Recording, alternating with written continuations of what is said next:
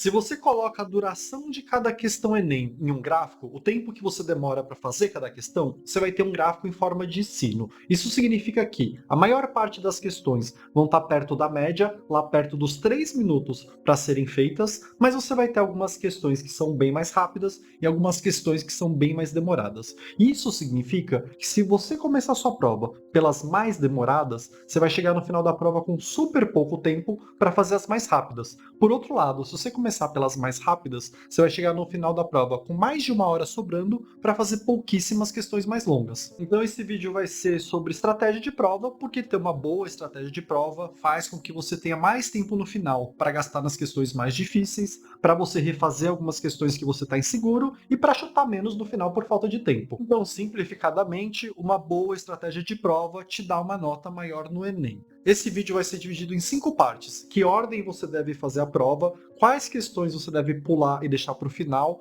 quando você estiver numa questão, que ordem que você vai fazer a leitura da questão, como você vai passar as questões para o gabarito e como que você vai fazer no dia de redação. Cada um desses passos vai te dar um tempo extra, somando a forma otimizada de cada um deles, você vai ter muito mais tempo na prova e vai melhorar sua nota por causa disso. No final do vídeo eu ainda vou dar uma dica bônus, que é uma dica que faz com que você faça a prova mais rápido, porque te deixa descansado durante a prova, então você aguenta até o final. Então, passo 1, em que ordem eu devo fazer a prova no dia do Enem? Você deve fazer a prova na ordem que for mais rápido para você. Pessoalmente, eu prefiro fazer humanas antes de linguagens e prefiro fazer natureza antes de matemática. Eu acho que matemática tem muito mais questão que você perde um monte de tempo para entender e para calcular do que natureza, porque várias questões de biologia e de química são quase que automáticas, ou você sabe ou não sabe. Vai ter algumas com cálculo em física e algumas com cálculo em química, mas no geral, matemática vai ter muito mais questão, que você vai perder um tempão fazendo. Então eu prefiro começar o segundo dia por natureza. E isso também é válido para o primeiro dia, porque geografia, às vezes até filosofia, tem umas questões que se você conhecer um conceito ou um termo qualquer, você responde a questão automaticamente. Então é mais rápido. E aí você vai se perguntar assim, de modo geral, então, qual que é a mentalidade de ordem que eu devo fazer a prova? Você deve tentar fazer as questões mais rápidas antes, justamente para não cair no problema que eu te falei, de fazer as questões longas no começo e não ter tempo no final para fazer um monte de questão que vai ficar sobrando, porque eram questões mais curtas, que você podia ter feito várias em menos tempo. Isso me leva à segunda parte do vídeo, que é provavelmente a mais importante, que é quais questões eu devo pular e deixar para o final. Em toda a matéria, mesmo que você comece por natureza, ou por geografia, ou por humanas, sempre vai ter questões mais longas que outras questões. Em qualquer matéria é isso. Você precisa, por meio de treino e algumas regrinhas bobas, aprender a pular as questões que são muito demoradas, justamente para que uma questão demorada, se feita antes, não tire o tempo de várias outras questões que daria para você fazer ao mesmo tempo. Então você quer pular as questões demoradas e deixar elas para o final, para caso comece a acabar o seu tempo, você perca apenas uma ou duas questões, no lugar de perder várias que daria para fazer ao mesmo tempo, que são curtas. E aí, como você faz para descobrir quais são questões mais longas e demoradas? Não tem uma regra para isso. Você vai descobrir por meio de experiência, treinando muita questão, mas tem algumas dicas para você evitar problemas maiores. Se é um tipo de questão de um assunto que você não tem nenhum conhecimento sobre ele, ou você acha muito difícil,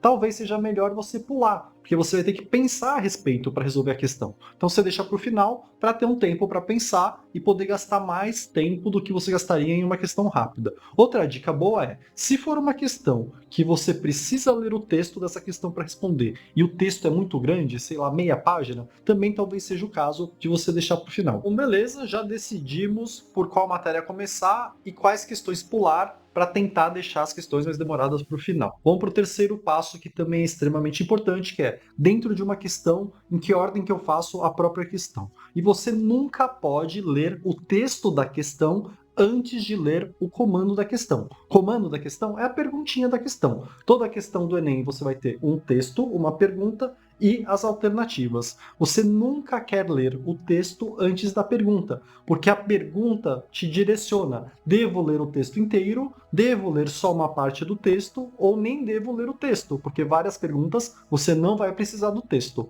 Lendo a pergunta e tomando essa decisão, você ganha muito tempo ao longo da prova, porque vai ter, sei lá, 20, 30 questões que você nem precisaria ler o texto. E ainda outra coisa que você pode fazer também para ajudar nesse passo é dá uma lida na fonte do texto e uma lida rápida nas alternativas antes de ler o texto, para já ter um contexto. E quando você lê o texto, você meio que saber o que você está procurando e já meio que saber do que se trata aquele texto. Então essa é a terceira dica, a terceira coisa que eu gostaria de falar sobre estratégia de prova. Somando essas três primeiras, é o grosso da estratégia. Fazendo isso bem feito, você já vai ter um tempo de prova muito melhor, mas tem algumas outras coisas que você ainda pode fazer para ter mais otimização ainda. Então vamos falar agora sobre como passar para o gabarito. Então vamos lá, parte 4. Você não quer passar para o gabarito a cada questão que você faz. Fazendo assim, você perde muito tempo só de ficar trocando folha. Você não quer fazer isso. Você também não quer deixar tudo para o final da prova, porque vai que acaba seu tempo, você vai perder um monte de ponto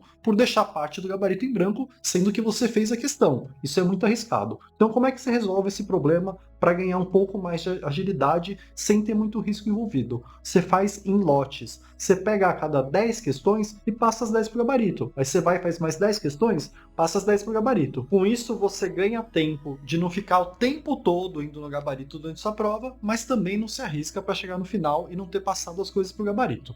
Então esse é o quarto passo. Quinto passo, sobre redação. Qual que é o cenário mais ideal de todos para redação, para você fazer a sua prova mais rápido no dia 1 do Enem? O cenário ideal é: você chega no dia da redação sabendo fazer uma redação do zero e também tendo uma redação coringa pronta. Por quê? Uma redação coringa pronta é muito mais rápido de ser feita na prova. Vamos supor que você já tem uma redação pronta que encaixe perfeitamente no tema. Você só precisa escrever sem pensar muito. É muito mais rápido fazer isso do que começar uma redação do zero, pensando cada detalhezinho. Então você quer chegar no dia da prova tendo as duas opções na sua mão: saber fazer uma redação do zero e ter uma redação coringa. E como que você vai se portar no dia? Você vai ler a proposta da redação e vai pensar: o que eu tenho de redação coringa se encaixa bem?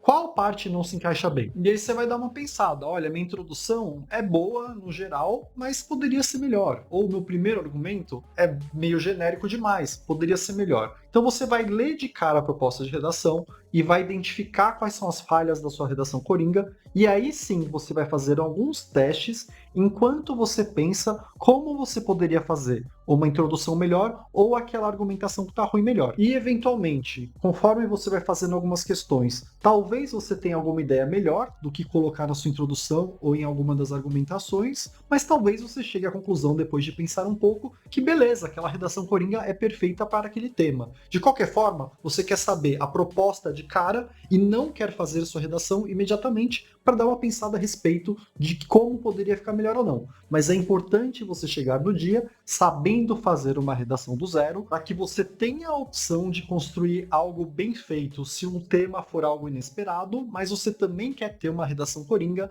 para ter a opção de fazer algo muito rapidamente se for um tema perfeito para você. E assim a gente chega ao final da parte básica do vídeo, que são esses 5 passos para uma estratégia melhor. Tem mais 2 coisas para eu te falar. Primeira delas, você precisa treinar isso que eu te falei. Não dá para você chegar e fazer pela primeira vez na vida no dia da prova. Então faz 1 ou 2 simulados até o Enem só para treinar a estratégia de prova, com o único objetivo de pegar jeito nessas coisas que eu te falei, de fazer na ordem certa, de pular as questões certas e também de fazer uma questão lendo ou não lendo o texto, dependendo do comando. E aí vamos para a última dica do vídeo, que é a dica bônus, que é um pouco mais complexa, você precisa treinar um pouco melhor para pôr em prática, mas que também ajuda muito. Ao longo da prova, você vai ficando sem energia e vai ficando mais lento, porque cansa fazer essas coisas, cansa ler um monte de texto, cansa passar por gabarito, cansa fazer um monte de conta, mas cansa muito menos se você aprender, quando começar a ficar cansado em determinada atividade, você mudar de atividade. Então você está muito cansado de ficar lendo linguagens, vai fazer umas questões de humanas. Está muito cansado de fazer questões de humanas, vai passar para o gabarito.